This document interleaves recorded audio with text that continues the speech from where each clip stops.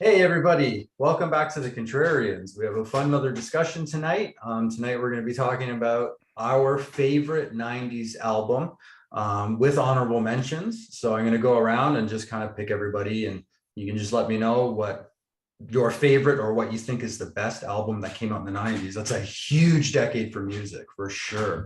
So I'm really excited about this conversation.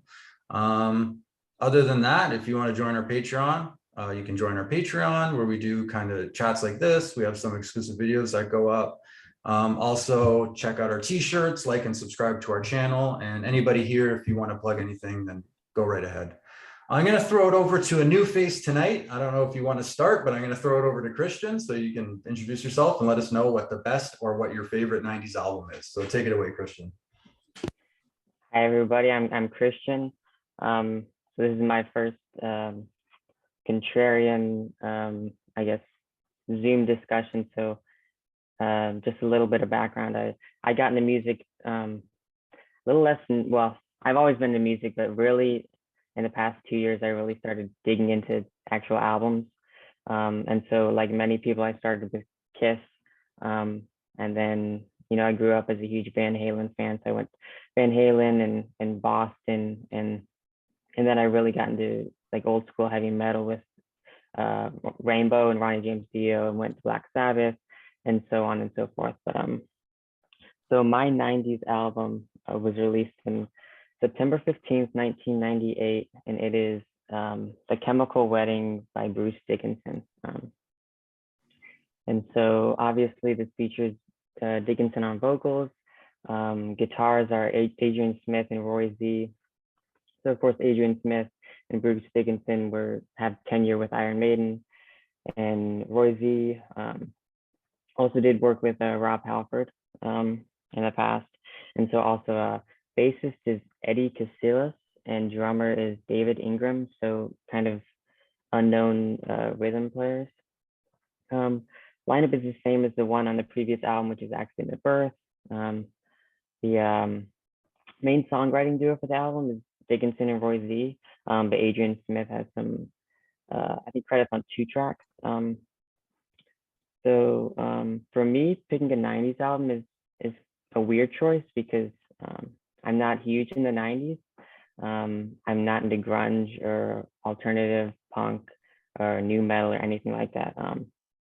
And so I kind of had to go back to bands from the 80s and 70s, but a lot of them had, they were going through weird phases and whatnot. So I didn't have many choices, but really came down to like your obvious ones like Painkiller, Rust in Peace. And then also I was picking between this album and Accident at Birth, the one that came before it. And it really came down to Accident at Birth, this album, or actually Dehumanizer by Black Sabbath. But for me, both of the albums by Dickinson, they're both solid from start to finish. But the one that gives it away to Chemical Wedding is the Accident at Birth. It kind of takes too long for me to get into. It doesn't really get good until the middle of the album. So and also I will say that Omega, the track on Accident at Birth, is an absolute masterpiece and ranks as one of my favorite songs that Dickinson sings on. But also the track Man of Sorrows is far better than the one that Iron Maiden released later on the Book of Souls album, The Man of Sorrows. So both are great songs, but that's all I'll say about Accident at Birth. So The Chemical Wedding, great album all the way through. I think there's only one exception to that is the song Killing Floor, which is actually the only single from the album. But I don't know why it was released as a single. I know it was kind of experimental. It's not really what you'd expect from Bruce Dickinson, but it just kind of kills the flow of the album for me.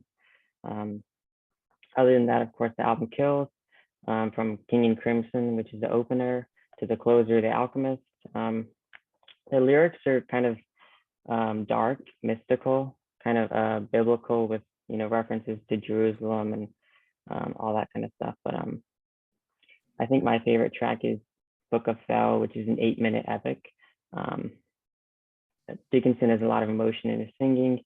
He shines through on every track. The riffing is great on the song. Also worthy to note what a great drum performance on that song. the song's 8 minutes, but it feels like it's like a 3 minute song. Honestly, I really never noticed that it was such a long song until I saw. So I read that it was an 8 minute song. But other high points are King and Crimson, which the guitar duo shines on. The groovy song The Tower and Gates of Your Eyes, which highlights why Dickinson is praised as one of the greatest heavy metal singers. I really can't recommend this album enough. I'm sure all of you have already heard it, because I know you guys know so much about music. But there's also a special edition with 3 bonus tracks. Nothing essential about those tracks. The last track, called Confeos, there's 2 minutes of silence on it, which ends with like a brief kind of spoken word, which is really unexpected. And I really didn't know that that was intentional. And so when I would listen to it on Spotify, it really annoyed me for the longest time until I actually listened to it all the way through and heard the spoken word, which I guess is kind of cool, but I don't know if it needs to be there. But you can tell the album was meant to be artistic and very experimental, and I think it fulfilled its purpose. I see it as Bruce Dickinson's magnum opus. Maybe not as fun as like, Number of the Beast or Somewhere in Time, but just as damn good, I think. So that's my favorite 90s album. And yeah. Oh, honorable mentions. So like I said earlier, Rust in Peace, Painkiller, Accident of Birth. Also, Dio's Lock Up the Wolves, I think, is a very underrated album. I also said Dehumanizer, Black Sabbath. Streets, a Rock Opera by Savatage. 1916 by Motorhead. And then one last one. I don't hear a lot of Billy Joel get thrown around, but River of Dreams, I think, is a good album. But yeah, those are my 90s albums. So. Hey, it's awesome analysis. Some of your honorable mentions I might actually bring up in my honorable mentions, or they might be the album that I'm choosing. Awesome. Thanks, Christian. I'm going to throw it over to Joe B. Hello, guys. Hello, Contrarians. This might be a contrarian thought, but I think the 90s were just as good, if not better, than the 80s. I think a lot of bands that were towards the late 80s, it was getting kind of depressing for me. I mean, there were bands like Jane's Addiction and The Cult that kind of turned it up and excited it for me. I saw the Seattle scene as kind of a throwback to the 70s rock that I grew up loving. So, which throws me into honorable mentions. Both the Soundgarden, Super Unknown, and Bad Motor Finger for sure are in there. I also love October Rust by Typo Negative. Rush, Counterparts. This might be a contrarian episode in the future, but that might be my favorite Rush album because it was their comeback to hard rock that I initially loved with them. But it comes down to 3 picks. So, and I mentioned these previous 2 on previous episodes. There's Trouble, Manic Frustration that I mentioned with our back-to-back albums, and they're from the Chicago area where I am from. And then on my album that I would fight for, I put Skid Row's Subhuman Race, which is absolute masterpiece. And this would be my number 1, but just by a hair. My number 1 album of the 90s is Stone Temple Pilots' Purple. And I absolutely love this album. I still listen to it all the time, and it's perfect from beginning to end. I thought at this point, so Stone Temple Pilots, with the first album, I thought it was okay, but it was fun playing Plush on the guitar. But when this album came out, I just loved it. I played it constantly on the guitar when I got home from work. And I thought they were going to become the next Led Zeppelin, honestly. It starts out with Meat Plow, which is heavy driven rock and roll. Another thing about 90s, I really don't like labels. The grunge, alternative. If it rocks, I like it. So, there were no labels back in the 70s when I started liking rock. I mean, there may be glitter rock or whatever, but if this is hard, this is great hard rock. And Vaseline was a hit. Love that song. Loungefly takes it back, and that Interstate Love Song, another great song. Still Remains is my favorite song on this album. It reminds me of Led Zeppelin. It kind of has a song remains the same interlude in a way. But Dean DeLeo is a great guitarist. You know, he looks like Jimmy Page, a cross between Jimmy Page and Freddie Mercury, actually. Robert DeLeo is a great bass player. Eric Kretz is an absolute beast on the drums. And of course, Scott Weiland, unfortunately, his problems led to the downfall of the band. But on this album, he's top notch. I mean, he's a rock and roll Clint Eastwood. His voice is perfect. Pretty Penny's a throwback. It's acoustic. It sounds like the Beatles. Once again, fantastic song. Silver Gun Superman, it continues. The Big Empty, which was on the Crow soundtrack, has Dean DeLeo playing some wicked slide guitar. I just love that tune as well. Unglued and Army Ants are just great rockers. And then there's a surprise kitchenware and candy bars at the end. But this album, this is my favorite album in the 90s. It was a great time in my life. It came out early summer, and I just remember driving. I had to do a drive for my company down to St. Louis, and I-55. The sun was setting. I had the windows down. The weather was perfect, and I just cranked this album, and it was it's beautiful. And I just listened again today, and absolutely love this. I think it's timeless. Unfortunately, the band never followed up with this. Like I said, I thought for sure they were going to be the next Led Zeppelin with Purple, but I thought the follow-up was really disappointing, and the subsequent albums were okay. Remained a fan, seen them several times with Scott and once with the new singer Jeff Gutt. But this is my number one pick. And once again, my honorable mentions. Close second was a Subhuman Race by Skid Row. Troubled Manic Frustration, produced by Rick Rubin. Super Unknown, and also Bad Motor Finger by Soundgarden. Rush Counterparts, which quite possibly might be my favorite Rush album, and Pantera Vulgar Display of Power, and Typo Negative October Rust. But number one is Purple by Stone Temple Pilots. Thanks, Joe. Josh, why don't you tell us what your pick is? Yeah, hey everyone. So first of all, I would like to sort of second what just been said about the 90s. I think it's kind of underappreciated. Specifically for me, as I start with my honorable mentions first, in the genre of metal, a lot of my favorite metal artists have released my favorite albums by them in this decade. So that's really interesting for me. As for my honorable mentions, I would like to start with Still Life from Opeth. It's my favorite Opeth album, released in 1999. In the same year, you have, of course, Dream Theater, Scenes from a Memory, Metropolis Part 2. It's also my favorite Dream Theater album. The year 1990, I would say pretty iconic or legendary year from metal releases. First of all, Cowboys from Hell is my favorite Pantera album.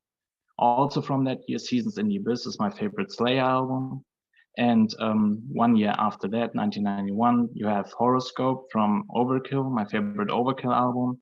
And in 1994, you have from Death the album Symbolic, which is my favorite Death album. So there are a lot of other great choices I could have chosen to put on here, but these are the ones that, as honorable mentions, mean the most to me. And my main pick has already been talked about, and that's Rust in Peace by Megadeth. I forgot to put it out of my shelf, so I don't have it to show, but it's the remastered version, and nobody really wants to see that. It's Megadeth fans always make that joke that the 5 magics that Mustaine received, and one of them was certainly not doing remaster versions of his albums, because that's not a good idea. But unfortunately, where I live, I can't find another version, which is really terrible. But so to me, this is, and of course, this is a popular opinion, that it's their grand masterpiece in a way. For quite some time, Peace Sells was still my favorite of theirs. I think there is a little more, the songs are a little more immediate. I think a little more immediate thrash classics if you want, but once you start to really appreciate Rust in Peace as a whole from start to finish, nothing really in their catalog, even Peace Cells, really stacks up to that, I think.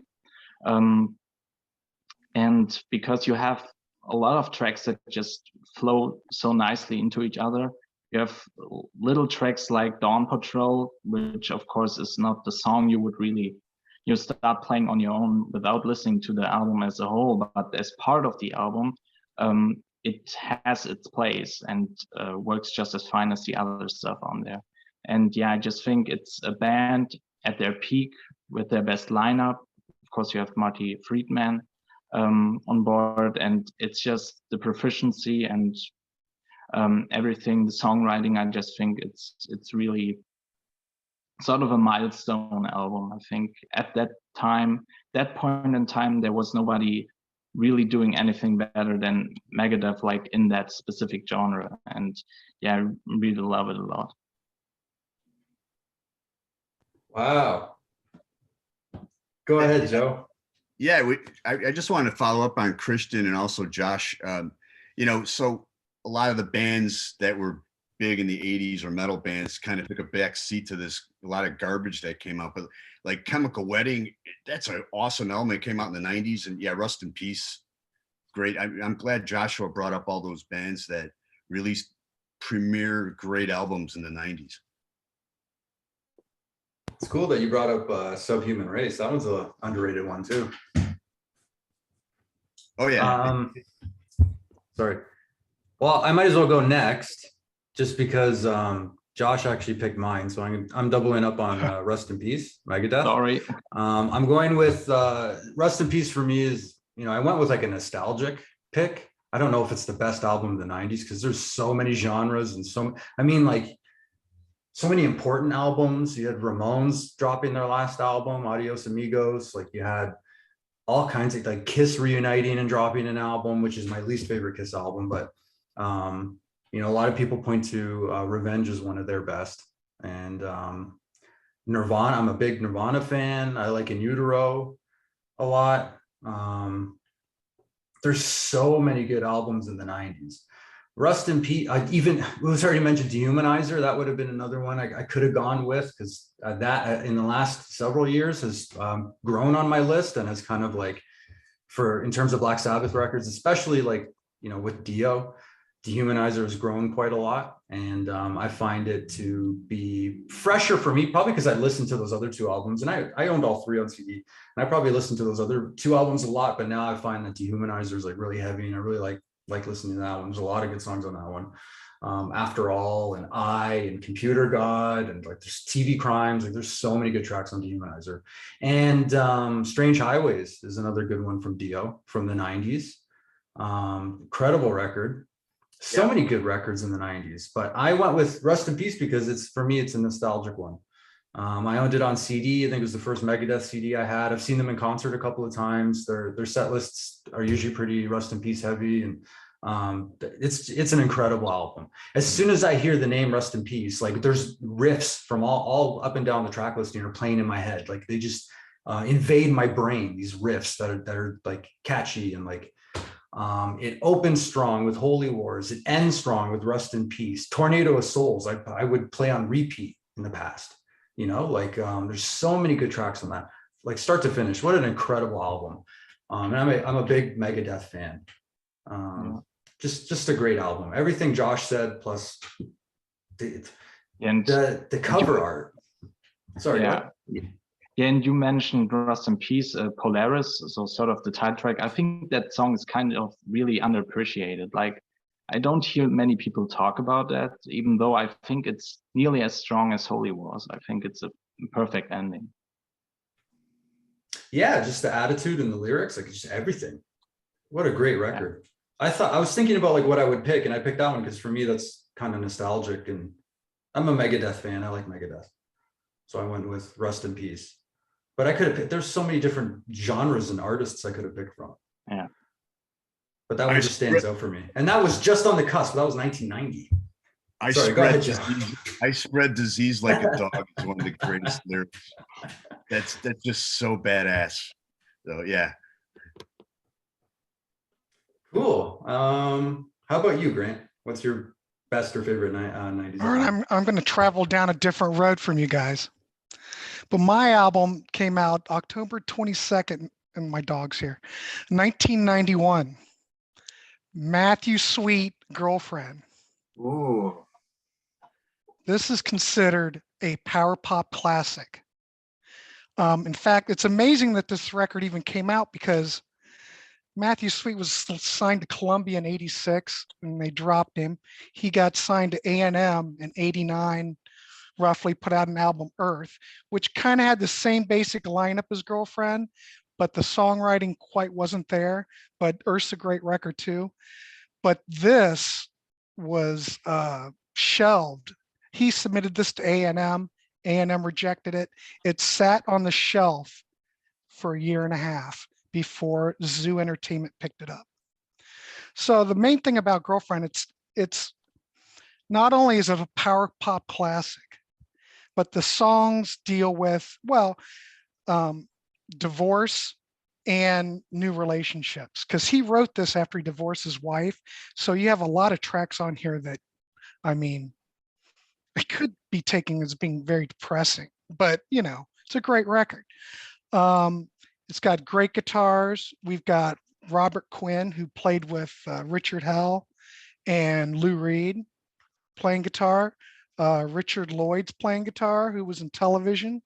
You got the pedal steel of Greg Leese. He's incredible. What more can I say? It peaked at number 100 on the Billboard 200 chart.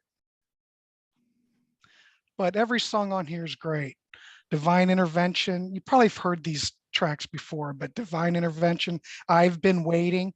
I mean, just a pop masterpiece.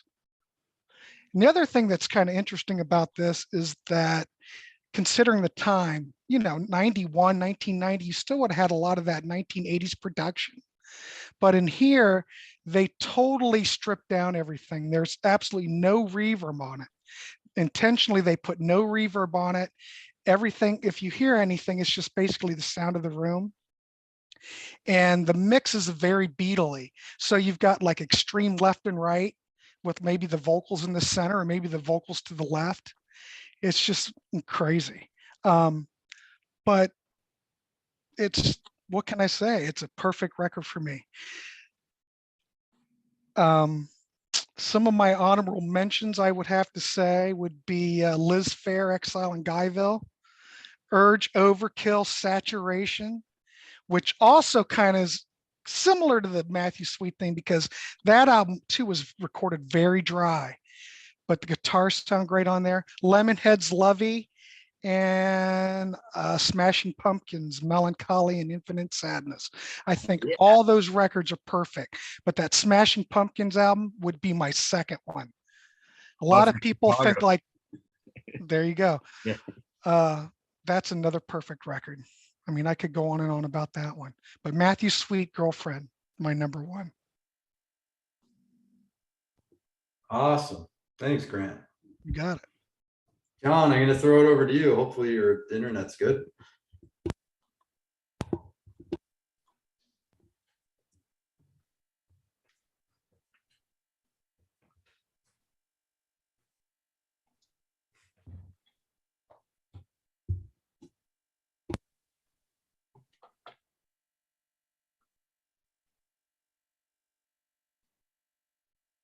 Can people hear me?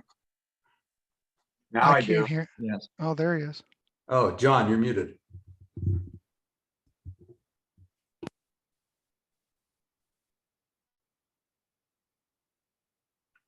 I don't know how to unmute you. If Yeah, you should be able to unmute him. I can ask to unmute, but it won't let me unmute him, Oh. as far as I know. All right, why don't I throw it over to Andee and maybe John can figure out how to unmute himself. Okay, can you hear me? I can Cool. hear you.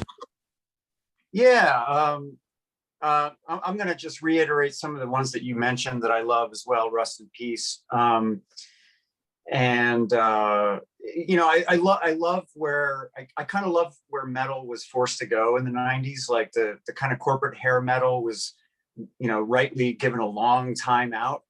And I think that what came out of that with, you know, Faith No More and Living Color and Saigon Kick and King's X and Prong and all these bands is so interesting and cool. And, you know, it kind of annoys me when people just focus on grunge as if that was the only thing that happened in the 90s. But there were so many like ecosystems of music that got to flower in that decade. And partly it was due to the Nirvana effect, you know, the fact that this kind of this scrappy young punk rock band was so successful, the labels were just kind of signing up anybody that seemed weird. And so because of that effect, you have, you know, a band like Shudder to Think gets to make an album like Pony Express record with a major label budget with Andee Wallace mixing it and videos on MTV. This is one of the most challenging avant rock albums of all time, and it was on Epic Records, you know. So I love that aspect about the 90s. I think that, you know, there are a couple of movements I want to just talk about. The industrial / Wax Trax Records movement that spawned a band I'm partial to, KMFDM, Ministry, My Life with a Thrill Kill Cult, Front 242, etc. That was a really exciting scene in the 90s. Electronic music that kind of started out as house and acid house and rave music kind of took over in 1997 when you had like Chemical Brothers and Prodigy and Fatboy Slim on MTV, and that was really cool. Hip hop did great stuff in the 90s. And, you know, 1991 was really an amazing year. Everybody talks about Nevermind, but we also had My Bloody Valentine Loveless, which was sort of the keystone of shoegaze, which was a whole movement mainly based in the UK that is really exciting to me. So around My Bloody Valentine, you had these bands like Swerve Driver and Lush and Curve and Ride and Slow Dive doing really, really cool kind of ethereal noise rock. So yeah, so some of my, I guess my honorable mentions are kind of like wrapped up in what I just said. I would say Faith No More, Angel Dust, Pony Express record by Shudder to Think, Spilt Milk by Jellyfish, KMFDM Extort, Daft Punk Homework, Psalm 69 by Ministry, King's X Dogman, Saigon Kick, The Lizard. But my number one is Massive Attack, Blue Lines, which was released in 1991. Now this music didn't really have a name. Nobody could think of what to call this until a few years later when some other acts started putting out music in the same vein. But I would say that what Massive Attack did in the beginning was take American hip hop and filter it through kind of the spliff tempos of like dub music and club music and soundtrack music and post-punk. And there's really no way to describe it until you start seeing the other bands that come in around them. And then somebody decided to call it trip hop. But that was a few years after this first album. So what Massive Attack is, they're this kind of production collective from Bristol, England. And they kind of take the sample, you know, the culture of sampling from hip hop and turntablism and combine it with, like I said, this really deep dub reggae aspect. And they bring in a variety of vocalists. So on this first album, they've got Sharon Nelson, who's sort of a soul diva. They've got Tricky, who would have a career of his own in a few years. He's sort of a iconoclastic black rapper from Bristol also. And they've got Horace Andee, who is at this point already a veteran of dub reggae. But the overall effect of this music is very kind of like brooding, cinematic, tension-filled urban music. it's amazingly emotional at times. I would say if there's a song to start out with, if you're not familiar with this band, start out with Unfinished Sympathy. There are songs on here that lean on samples from really odd places. Like the first song, Safe from Harm, is based on a sample from a Billy Cobham track that they just loop over and over again. And it's got this really kind of paranoid tension to it, but with this uplifting kind of diva vocal. So after a few years of this album kind of sinking into public consciousness, you start getting Portishead, Tricky, you get like Morcheeba, these other bands kind of mining the same vein, coming out, well, most of them coming out of Bristol, England. And that's when it started getting tagged with this trip hop tag. And Massive Attack went on to do great things in the 90s as well. I mean, they had the Mezzanine record, a lot of people think is the best one. And they kept bringing in these great singers to make each album its own distinct event. You know, the second album had Tracy Thorn from Everything But the Girl. The third album had Liz Fraser from Cocteau Twins. You know, even Mike Patton did some stuff with Massive Attack. So to me, this is uncategorizable, out of time music. It kind of sounds like it was always there. And it's just like this watershed album, this first album that came out in 1991 that people don't talk about that much, you know, relatively speaking.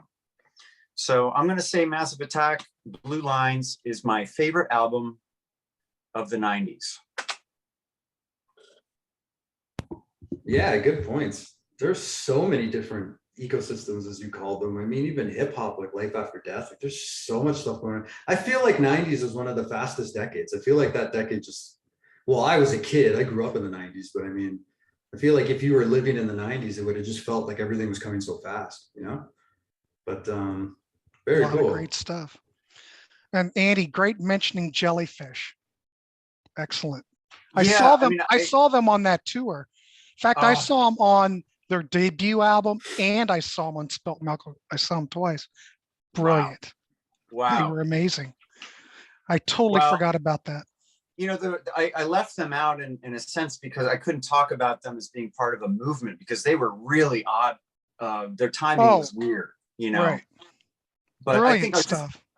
One last thing about the 90s in general is I think that was maybe the last time that music was like the tip of the cultural spear, and that it was changing people's lives, and it changed the way people dressed and the way people voted. And, you know, once music became free and it became sort of like something that you did casually in the background while you're multitasking, it just, you know, it kind of stopped being that kind of a cultural force.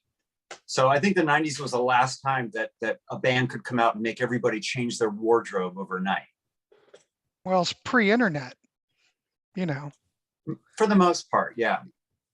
And, you know, kids now, all they want to do is game. That's the new rock star, the gaming community. Right. And back then, music was everything, you know, for kids. Yeah. It was probably never happened again, but yep, you're right. Cool. So why don't I throw it over to John? Hopefully your microphone's working now. Yeah. Excuse me. Yeah, I'm back up at it's just my video is like, you guys are like in slow motion, so you guys are all goofy today right now, so it's kind of funny. You look fine. So okay, good. All right, so I'm just gonna roll with this. So for me, I'm gonna go with my honorable mentions first. I'm surprised that nobody said Queen. Innuendo. You know, here it's the 30th anniversary of Freddie's passing. The day we record this, I just love Innuendo. I just thought this was a great album. I really wanted to mention The Great Cat, but I'm just kidding about that. Anthrax, Persistence of Time, probably my favorite Anthrax album. Just so angry and so dark. Just love so much of that album. The Crow soundtrack, Mortal Kombat soundtracks, both just, gosh, I listen to those things relentlessly. Here's another goodie, Bad for Good. for all those who remember these kids doing Steve Vai Prodigy kind of thing. Little Mortification, little Australian Death, thrash, grind, all kinds of other kind of mixes. Just that really heavy album called Scrolls of the Megaloth. Just really just great album here. Maybe a band nobody's heard of called Tall Stories. This was fronted by Steve Augeri, who sang for Journey for a little while. These guys were just a bunch of studio musicians out of New York. Kind of an AOR melodic feel to it. This album is just, I just love this thing. I still listen to this thing even today. Just a wonderful album. But with me, my top, this goes for this. It's a concept album, and it basically is one of those albums where it was kind of that dream. You know, we all had the dreams of, I don't know how many of you guys dreamt of ever wanting to be the rock and roll singer, as Bon Scott would say, or the rock and roll star kind of thing. But and you get that fame and everything that comes with it, except for one thing, which thankfully I had the love and the respect from my parents. Never went on to be a rock star, although I wanted to, but never happened. But this album just spoke of all of those things, and it just became so much of my DNA. It's my go-to band. It's Wasp, the Crimson Idol. I just love this album front to back. I love the re-recorded version Blackie did a couple years ago, but I just absolutely love the Crimson Idol. Wasp has always been my band, and ever since I heard that, you know, when I Want to Be Somebody kicks off, when I heard that in 1985, man, that was it for me. So that would be my favorite from the 90s, and I'm sure there's many more albums, as you guys have all mentioned, but I just went with a few that nobody mentioned. But Crimson Idol for me. Very cool. Thanks, John. So many good albums came out. In 1991, No More Tears came out. And I'm a fan of No More Tears by Ozzy Osbourne. I know some people don't like that one as much. I like that one. Green Mind, Dinosaur Jr. The great record. Scum Dogs of the Universe, Guar. Andy brought up so many good points about there's so many different genres coming out. And I just remember going to Chicago and seeing that change where, you know, you'd see Jane's Addiction and a band called Smashing Pumpkins opened up for them, and they were terrible. But then a couple of years later, Gish comes out and just blows your mind. And that's hard rock. You know, that's heavier than the pop hair metal that was coming out in the late 80s. And then you had Ministry. We would see them, and they had the chicken wire in front of the stage at the Riviera Theater. That was great stuff. King's X would come and play, and then Dogman and Tapehead, another one. Great albums. So many great albums that came out in the decade of the 90s, and I get perturbed when people, oh my God, you know, the grunge killed music. I'm like, no. 90s had some of the best music, and different weird and heavier albums were coming out, and I loved it. I loved that decade. Yeah, Chili Peppers, Blood Sugar Sex Magic came out in the 90s. Yes. So many good albums. The longer we record this, the more And 91 had a lot. 91 had a lot, yeah. Deep Purple, Perpendicular. Color and the Shape by the Foo Fighters is phenomenal. You know, so you get that's an amazing story. I mean, everyone's sick of Dave Grohl now, but you know, his band falls apart because what Kurt Cobain does, and he just writes songs on his own and comes out with this phenomenal band, and the second release is just brilliant. I love the first album. I think that's all Dave. You mentioned gaming, Grant. Like, gaming was important for music, you know, like Tony Hawk. But gaming replaced gaming became the rock star now. Yeah, maybe, but I mean, like the first time I ever heard Motorhead was Tony Hawk Pro Skater, Yeah. Power Man 5000, stuff like that. Like Mhm. Grand Well, Theft there's a Auto lot of music in 3, gaming. just, it's important to music, a lot of that Yeah. stuff, a lot of those games that came out in the late 90s, early 2000s, when they started coming out on compact disc, CDs, and then you could put actual soundtracks on video games and stuff. They're, Tony Hawk was huge for music, at least for me and my generation, right? But yeah, very cool. Any final No thoughts? one mentioned Pearl Jam 10. That came out in 91. Yeah, I started Googling 90s albums and I was like, oh my God, there's so many. Teenage Fan I Club. would have. Yeah. Pixies, Trompe Mode.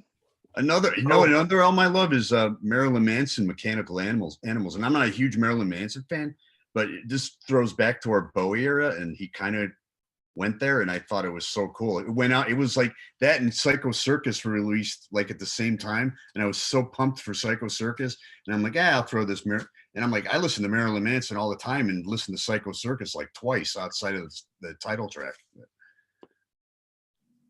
Oh, Yeah, incredible. absolutely. All right. Anybody have any final things they want to say? Should we wrap it up? All right. Thanks. Thanks everybody for coming out. That was a really fun discussion. Anybody wants to like and subscribe, join our Patreon.